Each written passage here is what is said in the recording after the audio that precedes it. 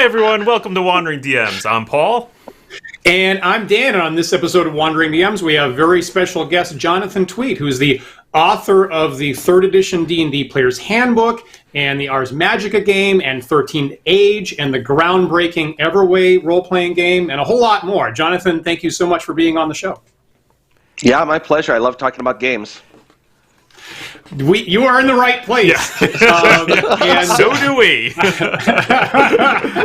I should remind our viewers we're brought to you with the help of dscribe.com with a special offer to our viewers today, but more on that at the end of the show. So to begin with, Jonathan, I wanted to talk about your work around 3rd edition D&D and the D20 system and stuff like that. And here is covered your copy of the 3rd edition D&D Player's Handbook. Yeah. Paul and I played a lot of 3rd edition D&D. We did. Right? Me too. I can't say that we've... Yeah. Okay. Well, it shows. I think many of us will agree that it shows. And so we had a I'll say that the longest running in-depth D&D campaign I ever had was run with your book. We ran a game for about eight years, and we would swap DMs and stuff like that. Played a whole lot of this. And I'll say, after this era, I got on what some people call the OSR now. I played a lot of, I really went back to the Little Brown books. But I keep this on my shelf, right? This is actually one of only 2 books that aren't original D&D that I keep within reach all the time. And to this day, I use it. A lot of the time, I look up like maybe the skill matrices and convert it back to original D&D. So I actually still use this a lot today. Last week we were talking about DM's guides, and I was praising Monty Cook's authorship of the 3rd DMG there. Yeah, that was good. But maybe tell us, what was your process for writing that like? How did you get into that, and what was your process for writing a brand new Player's Handbook like? Well, by the time that I was writing the Player's Handbook, the whole design team, so Skip Williams and Monty Cook and I, we had hashed through kind of everything, like what's going to be in the Monster Manual, what's going to be in the Dungeon Master's Guide, what's going to be in the Player's Handbook. And so by the time I went to actually be writing the Player's Handbook, it was based really heavily on playtest documents that we had been developing and sharing, and so it was, I was pulling the pieces together, and I was putting it in its final form, and adding flair and trimming and that sort of thing. But by the time I was actually writing the Player's Handbook, the game had been designed, right? And it was really a long design process that went into it that sort of was the source of all of that material. But it was really fun to take, here's the raw guts, like, here's the experience tables and the hit dice and all the stuff that we kind of knew was there, and now I'm going to put my spin on it, right? And like add the flavor and whatever. And so that's where I, added the thing about halflings, that they prefer trouble to boredom. And, little lines like that sort of made that final process where I'm kind of putting the icing on the cake and bringing it all to life. So really writing the Player's Handbook was years of collaborative design work, followed by just sort of the final artistry of bringing it all together into the customer-facing, player-facing text. Gotcha. It's interesting because you mentioned the really extensive playtesting that you guys had running around 3rd edition. Oh yeah. And multiple of our good viewers specifically asked us before the show. He said, "You better ask Jonathan about the 3rd edition playtest feedback cycle." And I was writing some things. I think in the '90s, it was kind of critical of D&D publications at the time. If I recall, the 1st edition stuff frequently had playtester credits, like in Adventures, and to my memory, that kind of went away in the 2nd edition.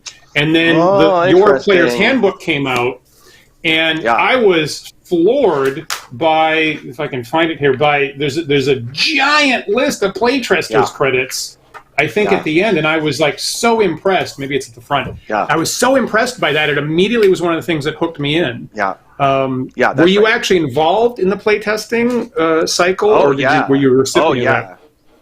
Yeah. So, I mean, we were playtesting all the time. I was running, a home campaign. I had a lunch hour game that we ran once a week. The Friday afternoon was the team playtesting together. So we had lots of playtesting going on. And then Ryan Dancy, who's sort of he's the hero of third edition that often doesn't get the credit he deserves because he wasn't one of the designers. Mm-hmm. But he was really big on how are we going to roll this out, and how are we going to scope it, and how are we going to provide an open gaming license.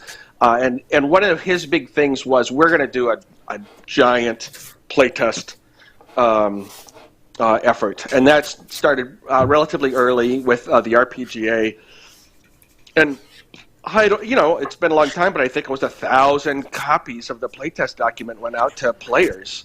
And maybe it was fewer copies than that, but it was to 1,000 players, and they were in groups, and so it was like 250 groups or something. But it was a massive playtest, and then we saw the results roll in, and it was little things and big things, and that's when we felt like, wow, we have gotten it pretty right. Like we did a huge survey where we surveyed like big questions and little questions like, what do you think of Magic Missile, right?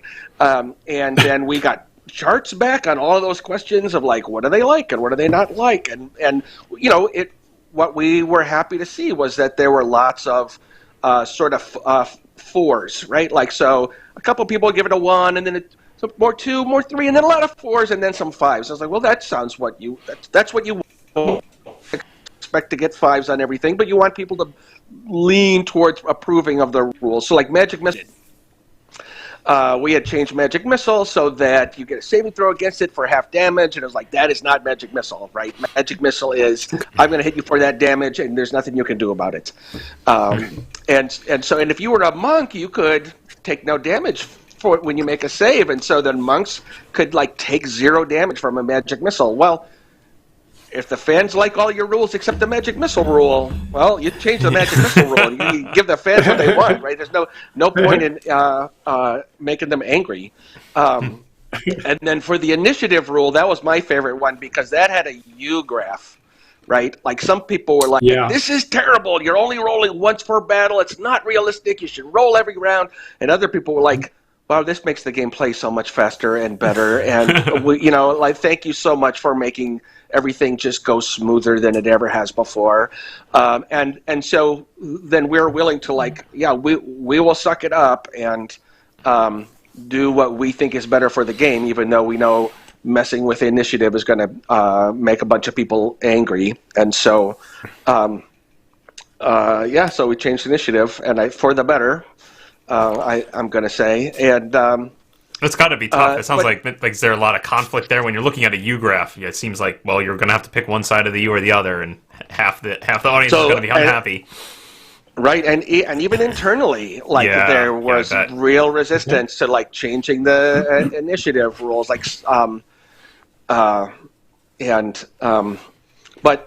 But at least we got that graph back and showed that there are a lot of people who really, really appreciated it. Mm-hmm. And people could always roll every round if that's what they want to do, right? Nothing in the rules kind of prevents you from doing that. It slows the game down. It makes it easy to miss people when you're going around the table and all that kind of stuff. But when I got started playing the blue book, the Holmes Basic, you didn't roll for initiative every round. You went in dexterity order. And so we knew who was going to go in what order all the time, and it was very fast. I see. And when I started, playing with the folks from TSR, and it's like, you want us to roll for initiative every round, and then every round it's different, and it's like that. I don't know. It's just weird. And it created all sorts of weird things, right? Where where like you kind of want to lose initiative so that you force the other person to go, and then you can take your turn, and there's a 50% chance that you're going to win initiative, and you're going to get basically 2 turns in a row. All sorts of weird stuff like that we just, I never experienced that when I was playing D&D because that's not how we played it. Dan and I are both fans, or were both fans for a while, of an initiative system which we did, which was just literally going around the table of where people were sitting, just because the visual reinforcement of I know my turn's coming up because I can see 2 people away. Yes. And then both had the experience of players gaming that by literally getting up and running around the table and rearranging themselves.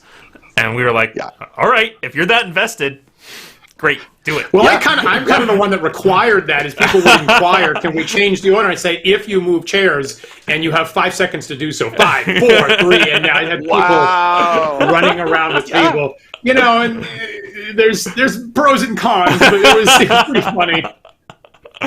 But Paul, you're exactly right. That ability to see, I'm going to go after the next person, so that you can start thinking about what you're doing. That's so valuable. And so we would like write the initiative order up on a whiteboard in the office or whatever.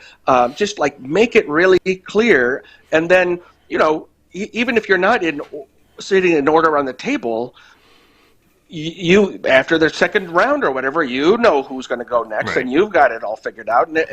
And the first time that we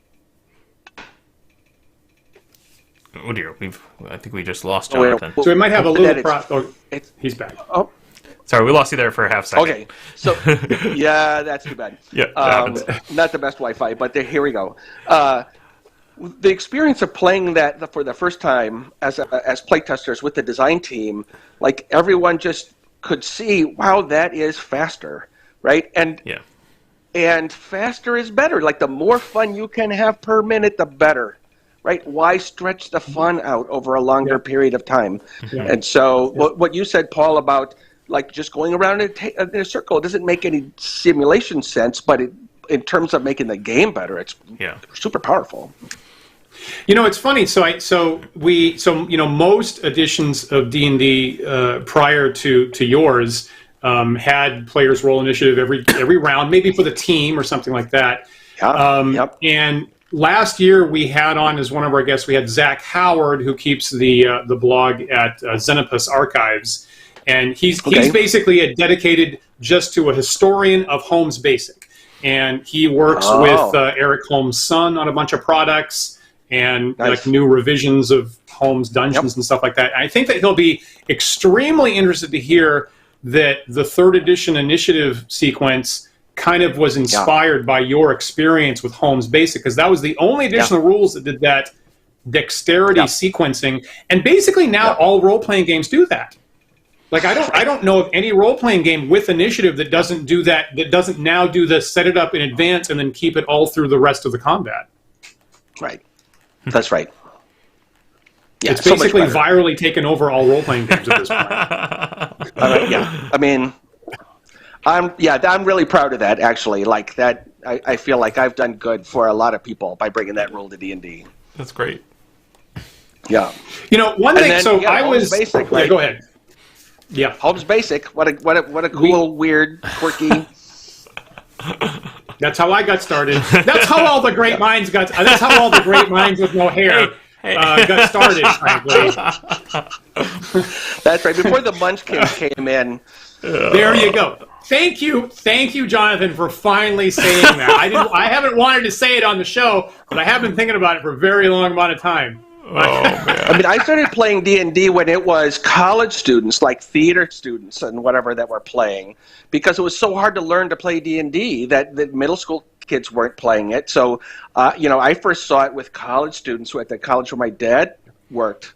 And the first D&D game I got invited to was all college students. The DM killed me off right away because he didn't want a kid with him in the group. But it's like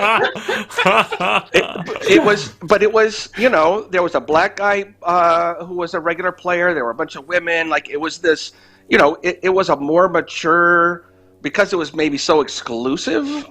Like kids couldn't play it. It was hard. The rules were impossible to figure out. You had to, know Tolkien in order to figure out what a dwarf or an elf was or whatever. Right. And then eventually it became super easy to play, right? And then you had this whole wave of 10-year-olds and 12-year-olds and whatever. By that time I was 13, so I was, I was beyond all that. I was leafing through. So I was leafing through your third edition Player's Handbook this morning, and I recalled how many. It's one of these things whereby, like, now a bunch of stuff looks, normal and even cliche, but I'm realizing how many moves you guys made that were really revolutionary at the time. So this is the first edition that had a core mechanic for D&D, had a standardized ability score system, single XP chart for any class, had a general system for skills and feats, which I personally actually really liked. Not everybody does. Had critical hits as a core rule, which Gary loathed to death. We were talking about that a couple of weeks ago, right? A formalized action system, keywords for all the abilities, so they can just be sitting in one place. Merged what was the advanced D&D and the basic D&D lines. Yeah, that's right. Paul and I met when we were both software engineers, and in software we would refer to this process as refactoring, of cleaning up all of the corner cases, right? Making one core rule that just sits in one place that's less for you to maintain. And so some of our viewers were pointing to third edition as kind of a pivot point between classic old school stuff written in Gary's voice and what came later. Did you feel that at the time, or has that only been obvious after that fact that you were pivoting to something? You were keeping a lot of tradition, but you were launching into something new. It was totally clear that we were really redoing stuff on a big way. We knew that, and so the way that we handled that is we made some of it kind of feel more like D&D than ever, right? And so you've got the Dwarven War Axe, right? That that sort of plays up what people already know about dwarves, right? But makes it even cooler. Oh, they do D10 damage, right? And we put the Greyhawk deities in there, so you could have all these cool names. Oh, it's Hextor, and whatever. And I wrote for each chapter like a little paragraph at the beginning that gives you an in-world understanding of what things are going to look like. So whether it's equipment or spells or whatever, and second edition had sort of drifted away from D&D, and it was made kind of generic, and there were all these settings that, like, you can play 19th century horror with the D&D rules, and we're like, you are kicking open doors and you are hitting things with your Dwarven War Axe. Like, this is D&D.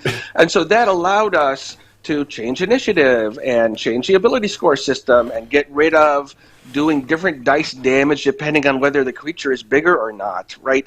All these sort of weird things that you sort of didn't need, and that the basic D&D system, the D&D line without A in front of it, had already done a lot of that. Like, they had a standard ability score system. They had only a single value of damage for every weapon. They did away with all the bonuses or penalties based on what kind of armor you've got. And so, we knew we were shifting all sorts of stuff the way things worked under the system, saving throws and ability rolls and skill checks and attack rolls and all that kind of stuff. And then, but then we made it like as D&D as we could possibly make it in the flavor and the fiction. For me, I felt that, right? So so as someone who really stuck with first edition, you really hooked me in third edition. Everything you just talked about was exactly the things that caught my eye opening the book, and it really hooked me in a big way. It's funny, Dan. I remember at that campaign that you and I were playing together, of course, began pre-third edition coming out. We did. And we had a lot of arguments about whether we were going to run first or second edition. It was a point of tension for that group. And then third edition came along, and we upgraded to third, and everyone was immediately on board. We were like, yes, this is nice. This is it. Yeah, that's right. That's right. Yeah, I think I still have stashed on my computer somewhere the guide that was written for how to adapt from second to third. Yep. I have that too. I can pull that up.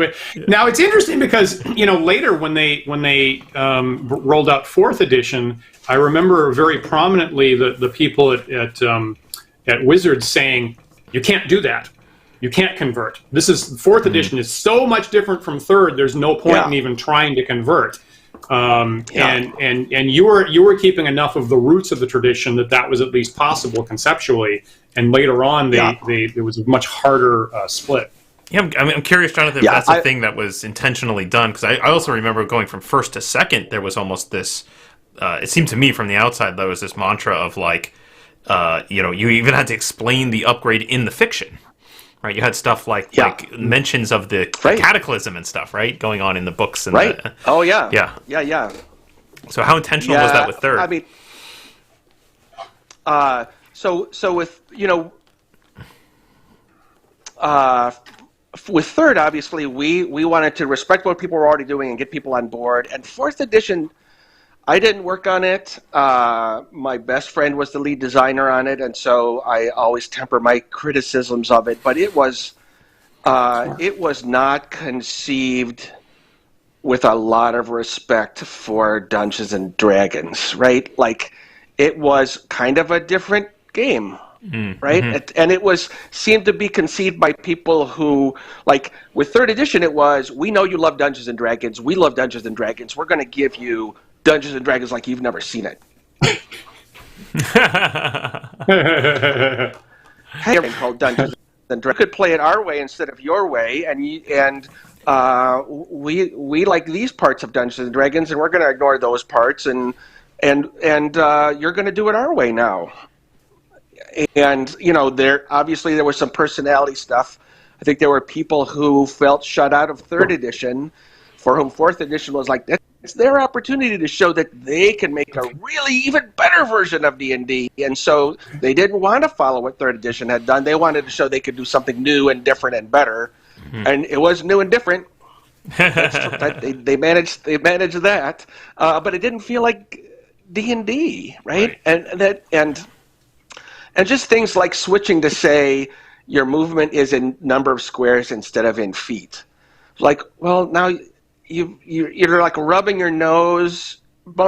players' noses in it that this is just about miniatures on a grid, and you're giving up the theater of the mind that that we tried to preserve in 3rd edition. If you look at the first printing of the 3rd edition books 3.0. All the diagrams have an invisible grid that you can't see. But the way the characters are placed, if you had a grid there, they would all be on a grid. And so that was our sort of like, hey, we know that some of you play on a grid and we know some of you don't. And so we're going to set it up in such a way that we're not going to rub your nose in it that we want you to play with miniatures on a grid. If you don't play on a grid, you can just look at these as diagrams of space, right? And 4th edition was like, yeah, actually your movement now is six squares, right? And it just changes the whole feeling of the game. Yeah.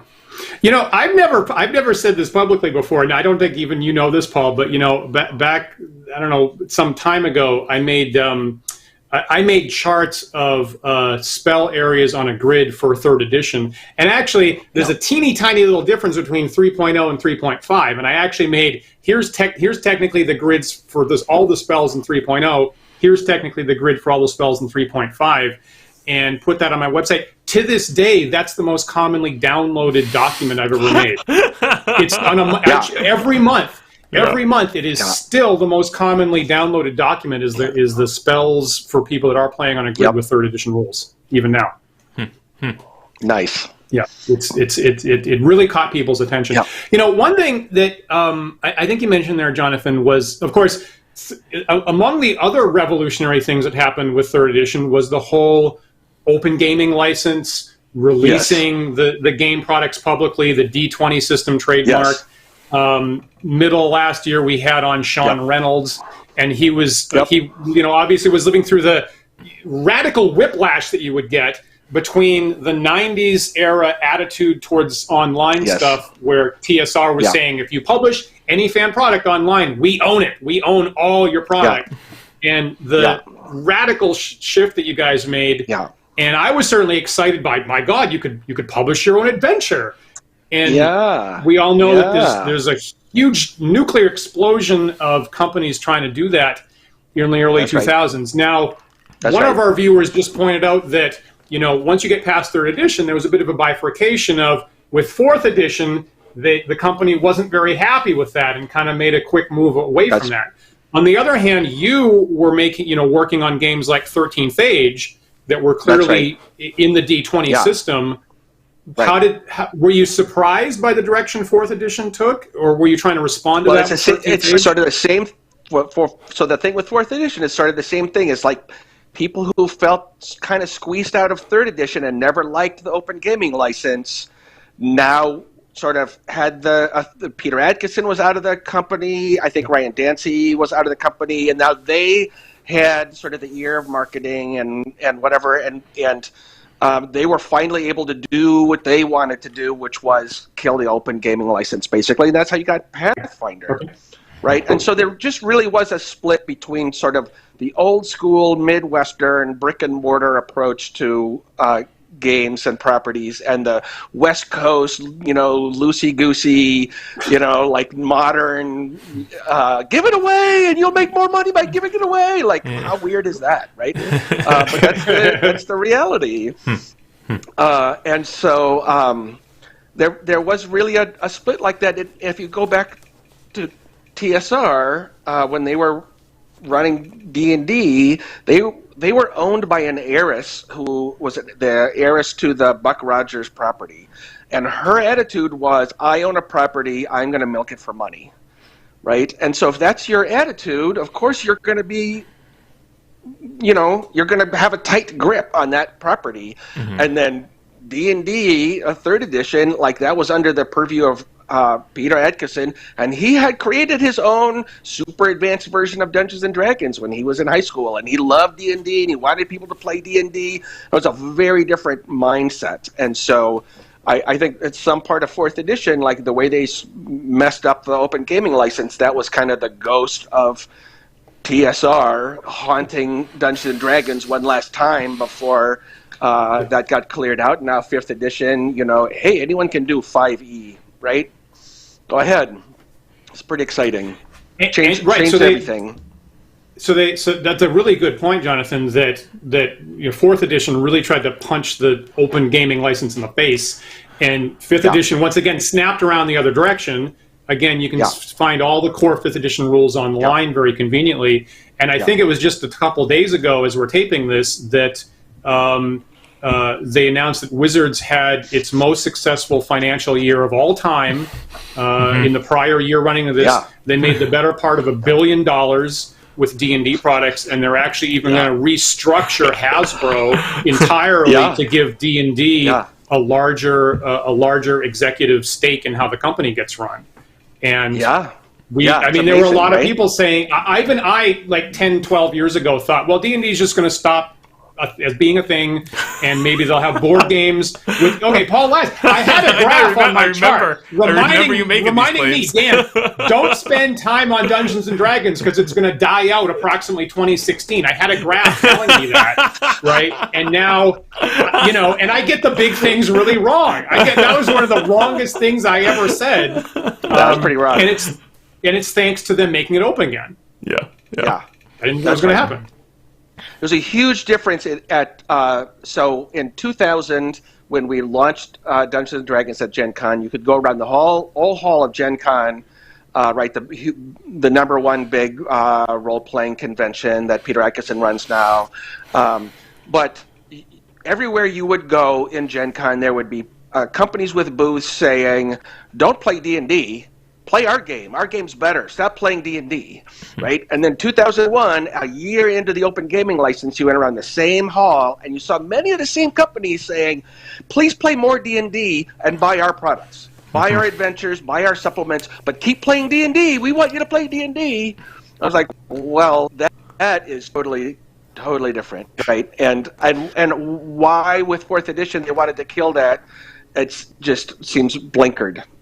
But we were talking about in the green room ahead of time. If you don't look at reality as it is, and you want to see it a particular way, you're going to see it your way, and you're going to miss what's really out there. And there were people who just did not want to believe that the open gaming license was any good, even though it's pretty obvious.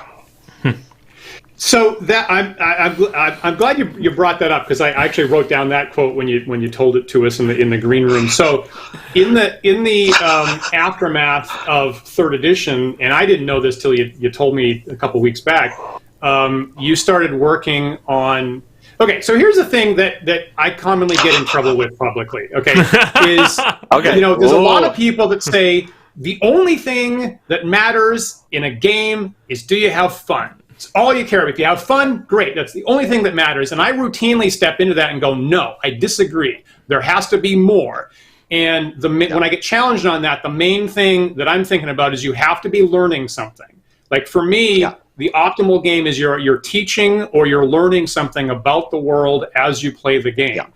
And interestingly, you have spent time in the last decade or so writing and making games to teach young kids, including preschoolers, specifically about evolution. How did you get into that, Jonathan? Yeah, so, I've always been interested in biology and dinosaurs and that sort of thing. And when I had a little daughter back in the 90s, I thought she should have an origin story that's true. Like, lots of kids grow up with Adam and Eve or whatever, and wouldn't it be nice if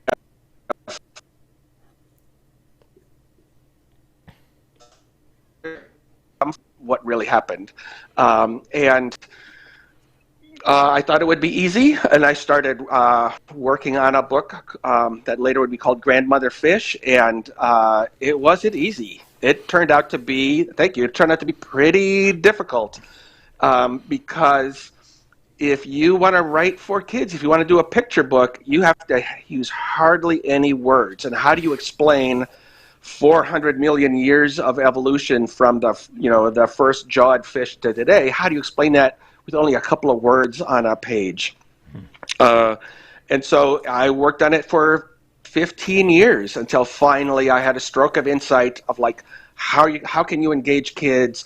And in fact, how can you engage younger kids than I ever thought possible? I thought this was going to be for like second graders. It turns out like preschoolers respond to it. Like pre-verbal kids respond to the book because it gets kids to mimic the sounds and motions of our ancestors. So you like wiggle like a fish, right? And you hoot like an ape. And like you breathe like a grandmother reptile did, 300 million years ago. And you cuddle the way grandmother mammal cuddled with her babies and gave them milk. And so you have all these actions that little kids can do before they're even talking. So a friend of mine had a kid who the first book he ever asked for bedtime was Grandmother Fish, but he had heard the book when he was pre-verbal, so he didn't even have the words for it, and they didn't know what he was saying until finally they, after several tries, they pulled out the book, and he got really excited. That was the book that he wanted them to read, that he remembered from when he was too young to even talk about it. I had someone who has autistic kids got hold of me and said, this book is great because you're doing these big physical gestures that kids who have trouble with verbal expression can do and share and be part of the story. And of course, any educator will tell you if you get kids moving, that helps them retain information and gain stuff. So like if you grab like an ape or walk like grandmother human, then kids really get it. That's really lovely, and I agree. When you told me that you were using this, reading it to preschoolers, I was like, I would not have guessed that you could get it in that young. And the other thing, just frankly, using the theme of grandmothers is like really touching. That really makes it feel right. And I mean, I guess there are some people that say one of the primary advantages of human beings is just that we have grandmothers. Actually, the very idea of that. That's right. And I was obviously very close to mine. And what a just really clever idea to just immediately make you feel connected and familial to vertebrates. Yes, that's right.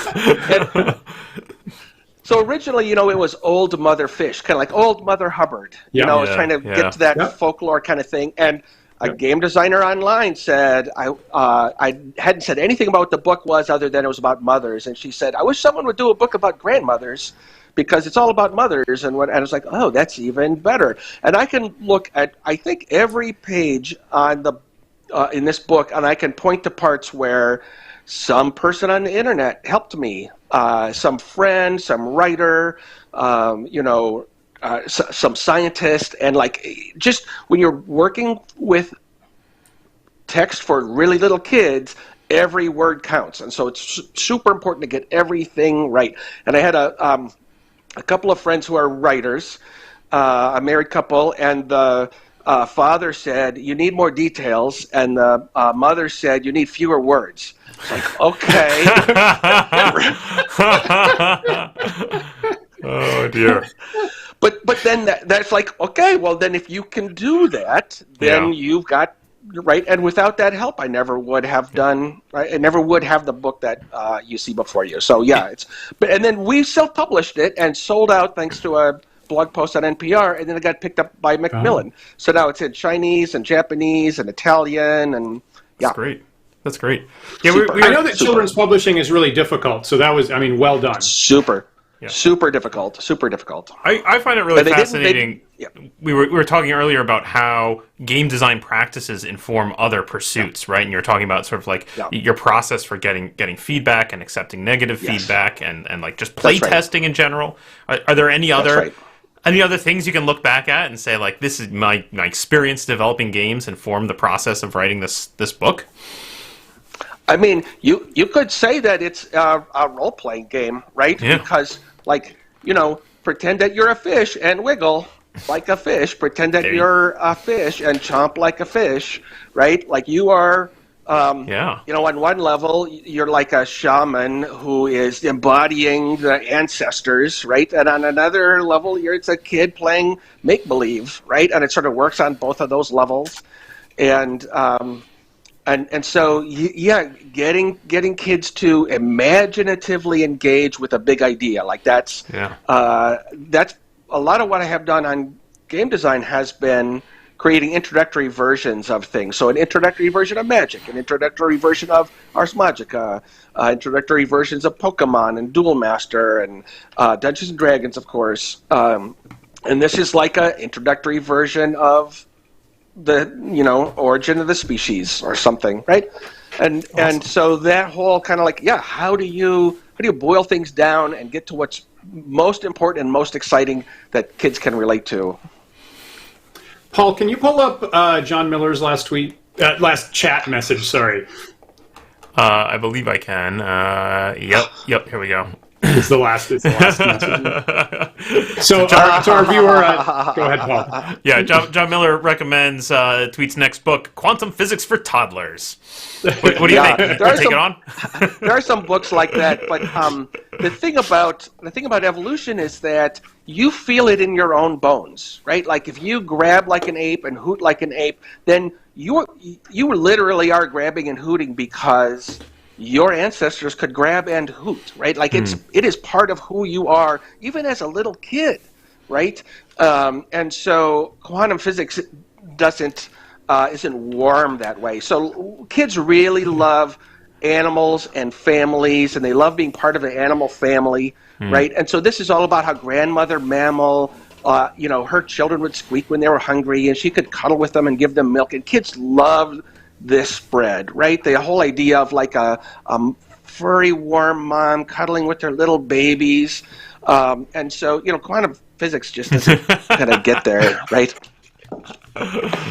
So, well, maybe in 15 years, you'll get the lightning bolt. 15 years. Yeah, that's right.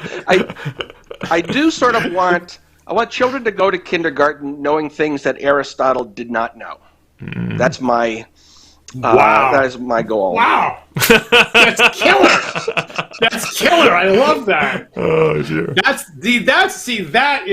design that I want to be. I want in the world. That is fantastic. That's right. John, so there was a quote from Darwin, or an observation from Darwin, that you pitched at us in the green room. What I love to death. What was that again?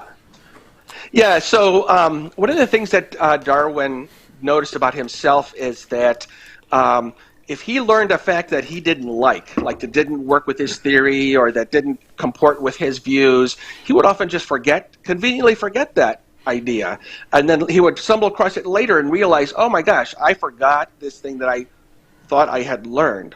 And so from that point on, he made a special effort to remember the things that he did not want to know.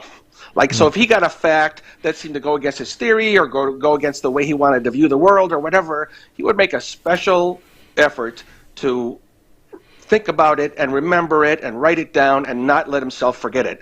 And he could just see that his own sort of mortal cognition led him to filter out reality until he would only remember the things that he wanted. And of course, if you're going to change the world with big ideas, you have to face reality the way it really is. And so I've learned from that myself, and I can feel that when I hear something I don't want to hear. There's instantly, before I've even considered it cognitively, there's an emotional response like, that can't be true, or there must be something wrong with that, or I can explain that away. And I try to follow his example, and it's like, yeah, I know I have to. Even if I don't believe the conclusion that evidence leads to, I can't deny that evidence is real. And it's funny because when we were talking earlier, we weren't talking evolution when that observation came up. We were talking about game design, and we were talking about the need.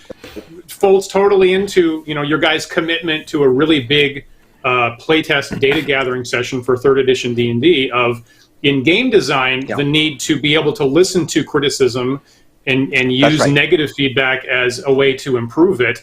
And it's kind of the same. It's kind of all the same mental process to make your art and your science better. That's the game right there. Fascinating. That's right. Totally fascinating. And Buddhists will say the same thing, right? Like if you let your need for reality to be a certain way influence you, then you can't possibly see reality the way it really is. Yeah. Amazing. Yeah, and boy, that has been a painful lesson for me over the years, is to accept negative feedback. And even if the person, they say they don't like something about my game, well, I'm going to keep it that way anyway. At least I need to know that there are going to be people in the world who are going to react to it that way. And that is true. And whether I like it or not, that's true. And that person is helping me understand that reality.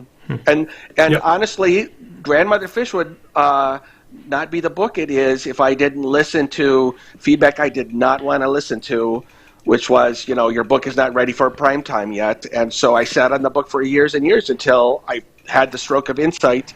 I added the bit about mimicking the sounds and motions of our ancestors, and that blew the whole thing wide open. Helped me reach a much younger age than I could have otherwise.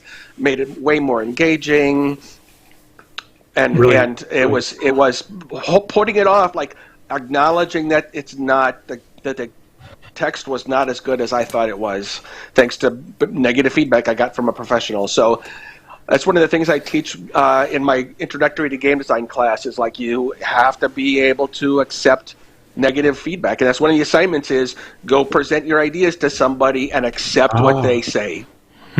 Great. Fascinating. We have at least one or two philosophy professors in our live chat, I believe, and they're pointing out. This is the kind of audience, right? We don't have the biggest audience in the world, but wow, they're really sharp, and they're pointing out even their logic students, right, have the same problems with motivated reasoning that they're trying to get them over in their courses as well.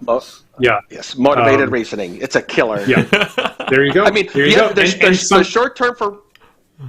The short phrase for motivated reasoning is reasoning, because almost all the reasoning we do is motivated reasoning, right? And accepting that is sort of part of that whole process of of getting over it. But yeah, almost all our reasoning that we're doing is we're trying to justify how we feel rather than trying to understand reality the way it really is.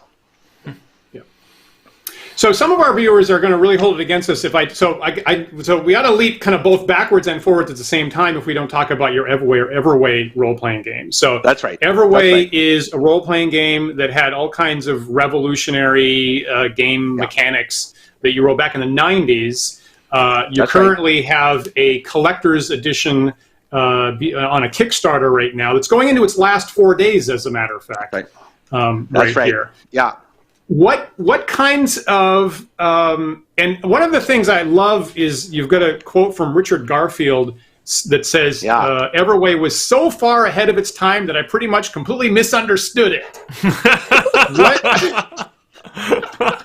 what kinds of things do you think Garfield was talking about that he misunderstood about Everway when you first made it? I mean, that's a really interesting question. There was a reviewer for Dragon who said it's barely recognizable as a role-playing game. And that was, it's so narrative-driven. So, like, if you create your character, instead of looking at, like, a list of races and classes or whatever, you look at these images that come in the game. You can get them as cards. They're all available in the book. And these are also these evocative images that can be, this is your character, or this is your character's mentor, or this is your character's arch enemy, or this is a person that you see in a vision. And you take these images, all these beautiful sort of evocative images of people in environments with each other or doing things, and then you create your character based on that. And there's some rules where you define what your character is capable of and not capable of, and there's some basic rules for special powers that your character has. But mostly you're creating this character as a work of fiction, and the images get you to come up with things that you wouldn't come up with if someone just said, hey, come up with a character. And so they inspire your imagination. They pull stuff out of your unconscious. They give other people things to look at so that, if you decide that this is going to be your character, right, someone might say, well, okay, what's that book that you are holding? Oh, well, you didn't even notice your character was holding a book. Now you have to come up with an explanation for what that book is, and you're prompted to create stuff and do things, invent things that you wouldn't if it was just you drawing out of your own head without any inspiration. And so you create these evocative characters from any sort of different world. The idea is you can create your own character's background, and if you want to come from a snowy place by the poles where it's very grim and everyone follows this sort of like blood religion, and you're escaping from it because you think it's terrible, but you're cursed or whatever, and then you bring this character, you travel from world to world, and you can have in your party someone who comes from the savannah or from the steppes or wherever it is, and they've created their own background to make their character come to life, and then you go to some new realm that the game master has created. It's sort of like Star Trek, where any new world you can go to, you can kind of invent whatever you want there, because there's no like fixed map of the setting. You're traveling from world to world, and then when you resolve conflicts, instead of rolling dice and doing all this arithmetic and having initiative and whatever, you sort of resolve conflicts in these sort of big sets. You could do a fight with a single. One single resolution, or maybe two, and then those are resolved with draws from the fortune deck, which is kind of like a custom tarot deck. It's kind of all the major arcana, right? And so the eagle means the mind prevails, right? And that's really good if you're trying to do something associated with anything mental. If it happens to have if there's a bird involved in the conflict, well, that's even better, because there's a bird right there on this card. If you get it upside down, then it's the opposite of whatever the good thing is. So every card that's good for you is also bad for you if you get it in the reverse order. And then I leave the cards like lying out on the table as sort of a highlights reel of what has happened in the adventure so far, right? Like rather than putting them in a discard pile, they're out there and people can see, oh yeah, well we encountered that person and we drew, the creator, right? The earth and water moon-oriented card, which is the sort of balance with the defender, the sort of a yin and yang duo, and then that gives you sort of a visual and symbolic reminder of everything that's gone on in that quest. And so, in '95, that was people didn't know what to make of that, right? Like, whoa! And now, game design and players have caught up, and people have been inspired by Everway to create games that are more narrative and more free form and more about conflict resolution rather than task resolution. If you get the difference, task resolution is do I hit, do I open the door, and conflict resolution is what happens when you get into this conflict. How does the conflict resolve? What comes in as a wild element from the side that's not just a linear yes, no, I succeed, fail, but like, oh, this one weird thing happens. Or so now it's not ahead of its time anymore. Now the time is right, and we've had a great success on that Kickstarter. That's awesome. Awesome. I love the idea of leaving the cards out on the table. I'm a big fan of sort of artifacts of play, and so like anything that kind of like gives me this physical reminder of what we've done, I think is fantastic. That's right. The idea is that the deck exists in the real world, in that game world, right? So the players. Oh, I love that. Exactly. They know there is this deck that. Anyway, so go ahead, Paul. Yeah, I want to echo a question here that showed up in our chat, which is, now in 2021, when we're forced to play all of our games like this on a computer screen with each other, that's right. Is there a digital version of these decks of cards, or if not, do you have a recommendation for sort of how to play when you're all remote on computers? Yeah, so they are working on a Discord bot, and there's a Roll20. I think the contract has been signed for Roll20. Oh, excellent. We worst possible timing for an internet glitch here. Yeah, hang on. Worst possible timing. Okay, go on. You were saying there's a Roll20 version, or there's a Roll20 contract signed, and I don't think it's been officially announced yet, but here's the official announcement. And exactly. And the nice thing about Everway being played online is that it's not about do you get the flanking bonus by where your miniature is on a grid, right? It's very much in your head, and the resolutions are way more visual, right? And so instead of your randomizer is you get a 7, your randomizer is you get the mystery, right, or something like that, and that's way more appropriate for online play, where you have these images that resolve conflicts rather than numbers that are resolving individual tasks. Interesting. I love the fact that the deck that you're playing with is actually an artifact in the game. That really floats my boat, and I think Paul would probably agree. There's a writer online that gave us the term murky mirror for that kind of thing, which we kind of love now. And like for D&D, I love, like for me, and modern D&D's kind of gotten away from this. I really love the fact that the players playing the wizards have to have a big book of spells, and the players with the wizards are usually the ones that are frantically turning through the book to get to the right spell, just like their characters in game kind of are.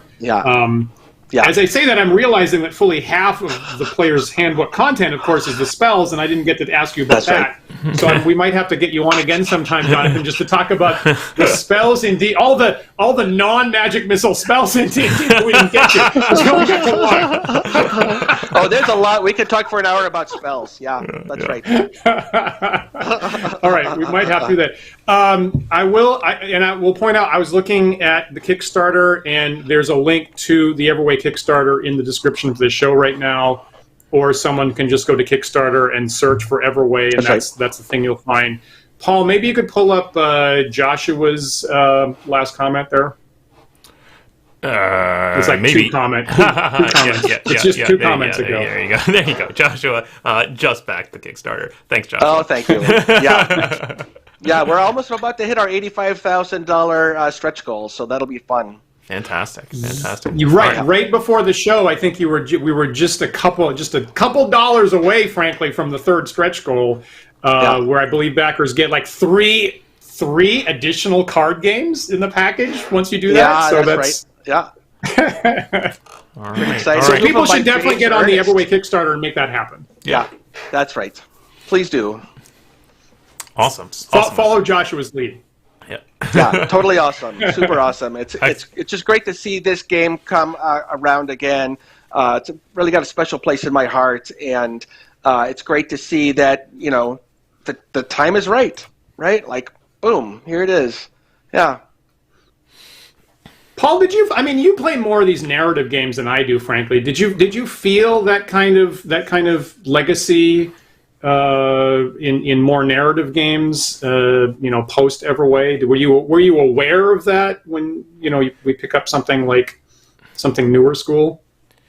Sorry, am I aware of Everway specifically? I've lost the train of your. No, prior to us sitting down to talk to Jonathan, I didn't know anything about Everway. I think I'll probably after this be joining some of our viewers in jumping on the bandwagon and getting myself a copy. So, yeah. And there's also a link in the live chat right this second too. Yeah.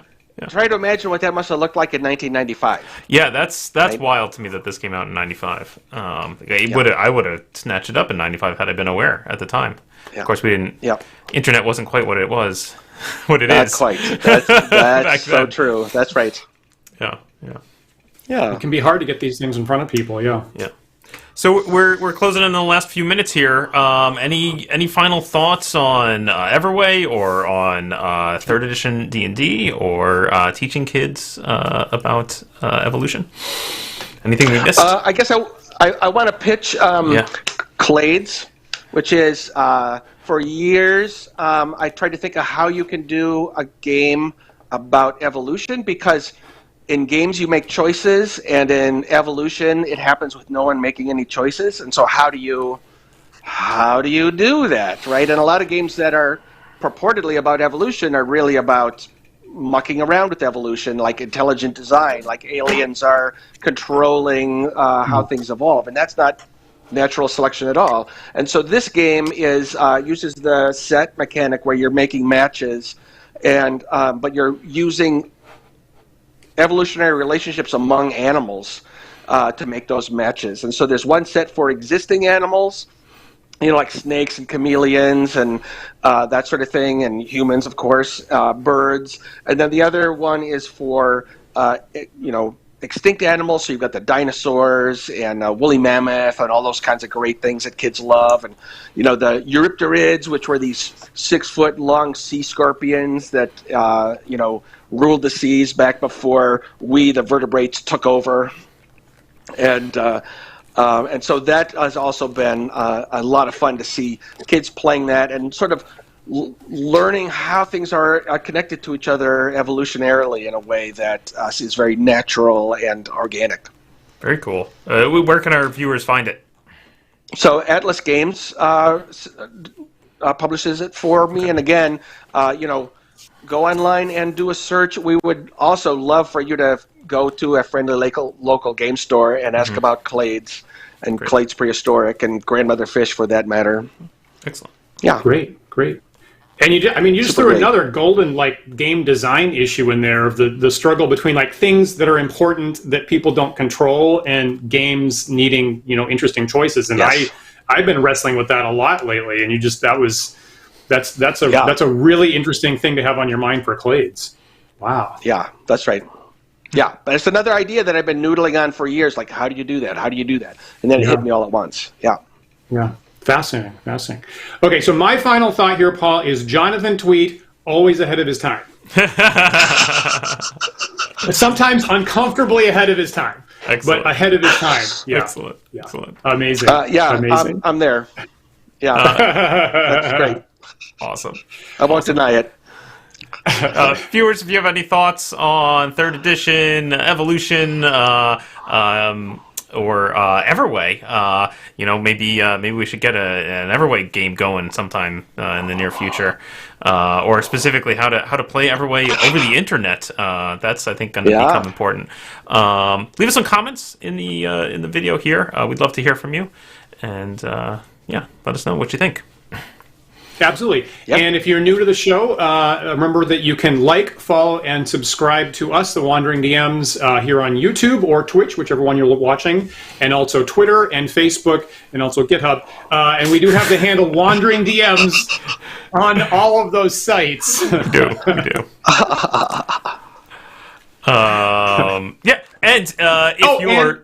If you're leaving a comment in the video here, take a moment to look at our sponsor's site, Describe. You can visit them at describe.com/wandering. That is DSCRYB.com/wandering. Dan, tell us, what does Describe make? Yeah, our friends at Describe are professional writers of box text, and they craft really finely written, novel, interesting, intriguing descriptions for new characters or locations or spells or monsters in your games to save you prep time in your game, and we like that. They also have an instant search feature, so you can just search for a new thing when your players go entirely off the rails, which we are always trying to get happen in our game. You can find them at describe.com. Don't forget, if you put in the word wandering at any checkup, you'll get 10% off an order. Yeah, nice tool to have open in a separate tab if you're DMing over the internet. And again, as Dan says, your players go off on some wild tangent, and you don't know. I didn't prepare anything about the gloomy mushroom-infested caves. Do a quick search and get yourself some nice evocative text. Absolutely. Yep. Absolutely. And I think we have podcast versions of the shows available. Is that right, Paul? It's true. All right. Yes. If you prefer to listen to our lovely voices in audio-only format, you can do so. The podcast version is available at our website at wanderingdms.com. Also available through various podcast carriers such as Google Podcasts and iTunes and Spotify. If you are listening to us on one of those sites, please take a moment to rate and review the show there. That helps other fans find us, and we really appreciate it. We very much do. Big thanks, as always, to our patrons who support the Wandering DM show. We could not do shows with special guests like Jonathan Tweet here without your generous support. If you're in a place where you would like to join our patrons, please do go to patreon.com/wanderingdms. Pick a tier that's right for you. You'll see different benefits, such as polls on what I should be writing in the future, what army I should be using in the next Saturday night war game, access to our Discord server for where we continue the chats like right after the show today, as a matter of fact, and all kinds of other interesting things that we have with our patrons going on right now. Look for upcoming shows. Paul will be back Thursday with another 10 Dead Rats. Is that right, Paul? Yep, that's correct. And future guests, right? Next week, which will be March 7th, we will have on Mr. Luke Gygax to talk about his coordinations for GaryCon, which is happening 1 month from today as we tape this, and things like growing up with D&D in the House of Gygax, and also how we all agree that Luke got ridiculously lucky to beat me in last season's episode of which he shouldn't have, because I really was playing better than all those people. But more on that next week. Big thanks to Jonathan Tweet for joining us here today. We hope that we'll have you on again in the future. Look for Jonathan's stuff in the descriptions of the show on YouTube. Check out grandmotherfish.com for his book on evolution. Please do search Kickstarter for the Everway that's going into its last 4 days right now. Please get it up to at least that 3rd tier. We would love to see that. And also follow Jonathan on Twitter, too, where he's Jonathan M. Tweet on Twitter, and all the kinds of exciting, groundbreaking things that we're looking forward to, Jonathan, in the near future. Thank you for that, Jonathan. You bet. Yeah, this is great. And, of course, we are live here with the Wandering DMs every Sunday at 1 p.m. Eastern Time, so we hope that you'll join us next week for another thought-provoking discussion. We'll see you then.